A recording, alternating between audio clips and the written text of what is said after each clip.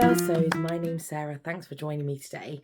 I decided this week to do more of a classic vlog. So I have been down in Devon over the weekend for a concert. So I was giving a recital with my lovely friend John in Devon on Saturday afternoon. But I went down the night before and I discovered that there was an amazing fabric shop in the town where I was staying. So I visited there. So I've got some footage for you. So I'm going to pop that in here, some footage of some of the weekend, and then I will come back to chat again at the end.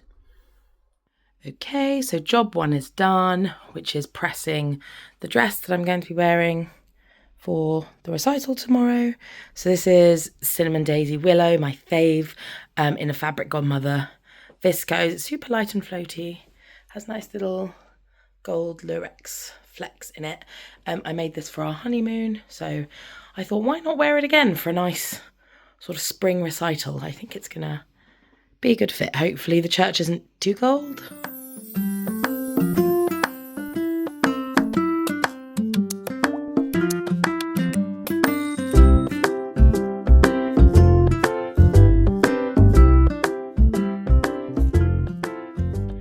So I'm at the hotel. I'm feeling quite dishevelled. As you can see, the drive was supposed to be just under 3 hours and it's taken like 4, which is annoying. So yeah, I'm just wiped out now. It's absolutely boiling. And yeah, I think I just want to chill. So I'm going to give Nathan a call in a bit and then I'm going to order some room service and I'm going to listen through my music for tomorrow and then have a shower and just have a chill one. So yeah, glad to be here.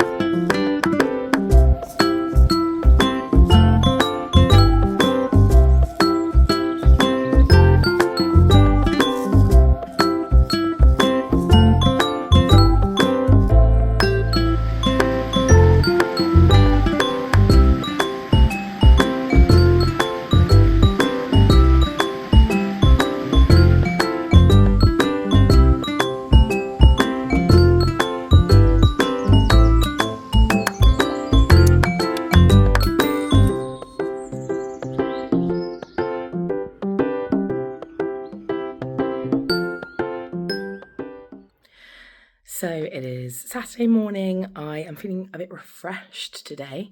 So I had an okay night's sleep. The room was absolutely boiling, but they do have a little fan, so that helped a bit. And I had a lovely breakfast this morning, and I had a little walk around the gardens, which I've got some video of. They've got some really nice gardens here. So I had another little steam as well, and then I am going to pop to this sewing shop and see if I see anything I like. And then I have to be at the church for 11:30 to rehearse, and the recital is at 4. So yeah, I'm just going to get ready, check out the hotel and head on home.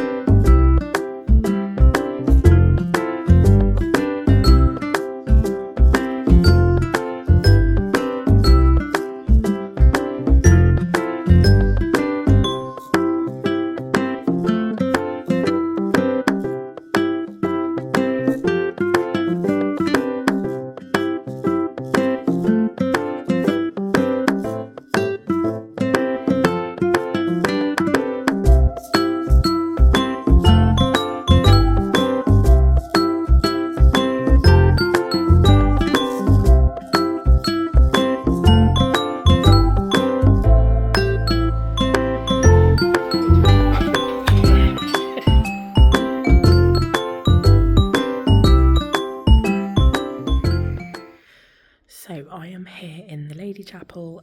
We finished rehearsing, we went for lunch, we rehearsed a bit more, and now I'm just having a bit of quiet time.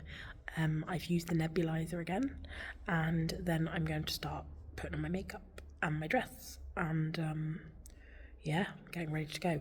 I'm still very croaky, so I'm just gonna do my best, but yeah, stressful when you're not 100%, but it'll all be good.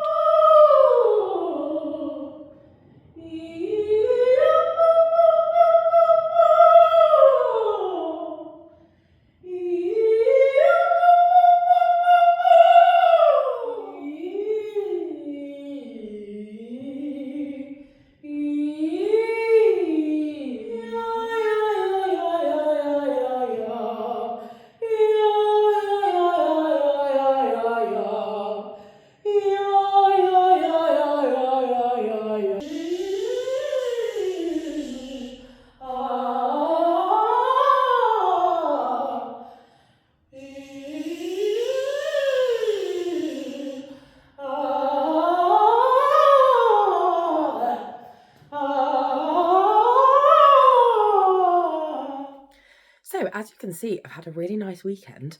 I was really nervous. I haven't done... So, a solo recital is basically when you sing. So, I was working with my friend John, who's an amazing pianist who I knew from university. And it's just the two of us performing for sort of 45, 50 minutes. Which might not seem like much, but if you think about the normal structure of an opera or a concert, there are some exceptions to this, but a lot of the time you're not singing for the whole time. So you'll sing a bit and then someone else sings and there's an ensemble and then blah, blah, blah. Whereas in this, you're just singing for the whole time. So I'm glad I did it. I was quite stressed. And in being stressed, I didn't get any footage of us rehearsing together or any footage of me in my dress or anything. So you're just going to have to imagine the scenes. But no, it was a really nice weekend. We were performing in a place called Crediton, which is a lovely little town. I stayed in a slightly bigger town called Tiverton, at a very nice hotel, the Hartnell Hotel. And yeah, it was lovely. It was just very peaceful. It was in sort of nice grounds, and I really just kept myself to myself because I was trying to focus on the next day, really. And yes, so before I go anywhere these days, I always tend to just check if there is a fabric shop nearby. It used to be for me chocolate shops, and now it's fabric shops. So I was thinking there might just be a little haberdashery or something like that. And it turns out there is an enormous fabric shop in Tiverton, and is attached to a factory where they make fabric. It was really interesting. So the fabric shop is called Heathcoat Fabrics. You'll have seen some footage of it previously, so if you skip some of the footage, go back and have a look. Now, first of all, it's in a really cool building. The lady was telling me that it's an old school building, and the school was built to educate the children of the people who worked in the factory back in the day. And now it's an amazing fabric shop. It's over 4 rooms. One room, so the first room is full of like furnishing fabric, and a gentleman came in when I was there to ask to have curtains made. So they offer that service as well. And they had a really beautiful selection. And then you go into a room that was more like haberdashery. It had lots of buttons and patches and threads and stuff like that. And then there are 2 rooms of more dressmaking fabrics. One that is really dressmaking only. The other that is a mix of cottons. So there's a lot of like quilting cottons, but there's also some dressmaking cottons. In terms of patterns, they had like the classic big 4 catalogues. They didn't have any indie patterns. That's the only thing they were missing, was some indie patterns. But it was beautiful. I really loved having a look. I didn't have endless time because I had to get to the rehearsal, but I did have a good look, and I did buy a couple of bits because it'd be rude not to. I always get a bit overwhelmed in fabric shops, actually. I'd wanted some denim, but they didn't have any that sort of fit what I was after. I just wanted some black denim for this jacket I've been planning on making. But yeah, they had all sorts of other things. It was really, really great. And the things that I ended up buying, oh, actually, before that, the other funniest thing was when I was in there, I'd been in there a couple of minutes, a woman comes up behind me and she goes, snap. And I was wearing this dress. So this is Fabric Godmother Strawberry Fair denim. And she was wearing a blouse. I think it was the Anna Allen Anthea blouse in the pink version of the linen that they do. So there were only about 3 people in the shop and 2 of us were both wearing Strawberry Fair, which was quite funny. So she and I had a nice chat and talked about, she was actually planning, she bought fabric while I was there to make an aspen dress. I think she went for a linen, maybe? Like a plain, I think it was like an olivey green to make an aspen dress. So that was like a fun coincidence. But yes, so I bought a couple of bits. Now, first up, I bought a couple of iron-on patches.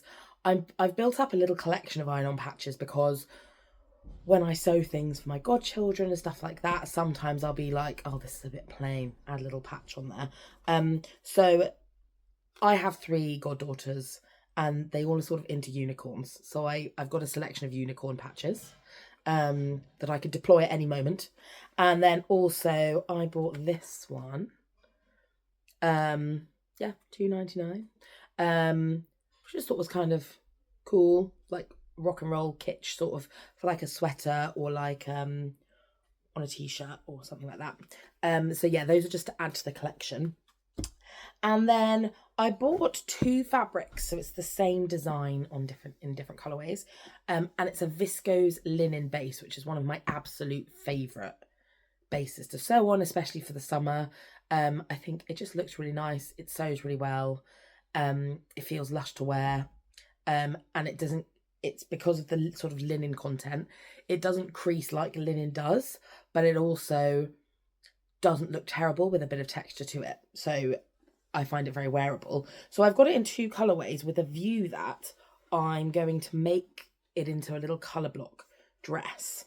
So this is color number 1, sort of a rose color, a big gingham.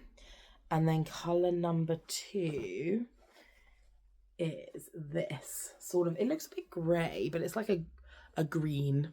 It sort of does look like a green with the wallpaper. So I thought those 2 together. Basically, it's my sewing room colour scheme, the sofa and the wallpaper, but in gingham dress form, which I think will be really cute. So I've got a couple. I wondered if like the Nell by Tilly and the Buttons might be good, or the Stylark Bell, or a what's it called, Mabel dress, or something else. I'm not completely set on what, but I do think it'll be a really cute summer dress. Yeah, so I bought both of those. I'm pleased with that.